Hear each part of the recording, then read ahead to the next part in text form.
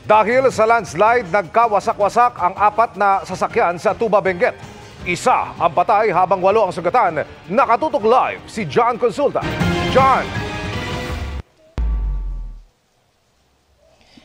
Emil, tuloy-tuloy pa rin ang clearing operations sa may bahagi ng Tuba, Benguet kung saan naganap nga ang isang landslide kahapon. Samantalay nakausap naman natin ang ilang mga saksi na ikinuwento sa atin ang mga pangyayari bago naganap ang trahedya. Habang nakabalot ng thermal blanket, pinagtulungang buhatin kahapon ng mga rescuers ang mga nakasakay sa mga sasakyang tinamaan ng landslide. Isinugod sa ospital ang mga sugatan na karamihan ay mga senior citizen. Nangyari ito sa Marcos Highway na sakop ng Barangay Poblasyon, Tuba, Benguet sa kasagsagan ng pananalasa ng Super Typhoon Nando. Nahirapan silang mag-penetrate kasi nga may slide pa before the impact site. May need nilang i-clear out. So gumawa sila ng paraan by using shovel manually to reach the impact site. Very much challenging kasi nga yung site pa lang ang mahirap doon, baka may number 2 wave of bagsak ng putik, kaya very dangerous. Nang balikan namin ang lugar na pinangyarihan ng landslide, bumungad sa amin ang nagkawasak-wasak na mga sasakyan. Basag ang mga salamin, puro putik ang loob, naipit daw ang mga pasahero at di makalabas ang ilan dahil di mabuksan ang mga pinto.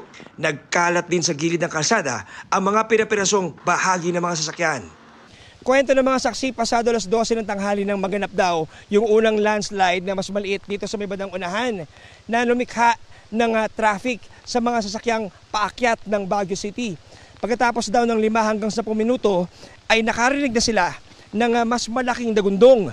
Yun na pala ang mas malaking landslide na nangyari na at tumama sa mga sasakyan na naipit ng traffic. Nakunan ni Liza Pitas ang video ng unang landslide at nang mangyari ang ikalawang landslide, sila ang unang sumaklolo sa mga sugatan.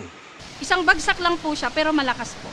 May natira pong senior kasi hindi po sila nakalabas agad kasi hindi po nila mabuksan yung pinto. Hindi na nila maitulak yung pintuan po kasi nayupi na po yung sasakyan. Inassist po namin dyan po sa loob para hindi po sila mabasa.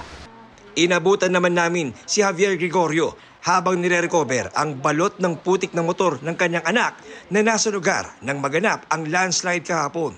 Wala na siyang makitang madilim na nabalot na siya ng putik. Ayan yung helmet niya. Oo. Buti na lang naka-helmet.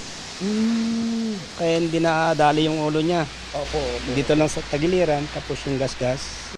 Hanggang kanina, tuloy-tuloy ang ginagawang clearing operations sa pinangyarihan ng landslide at sinisikap na maalis sa lalong madaling panahon ang mga nasirang sasakyan, kabilang ang may kargang tanker truck na ito. Sa kasagsagan naman ng pag-ulan kahapon, nagmistulang ilog ang bahagi ng Marcos Highway. Nagdulot ito ng pagkantala sa biyahe ng ilang motorista. Muli naman nagmistulang lawa ang Strawberry Farm sa La Trinidad kahapon, bunsod pa rin ng malakas na buhos ng ulan.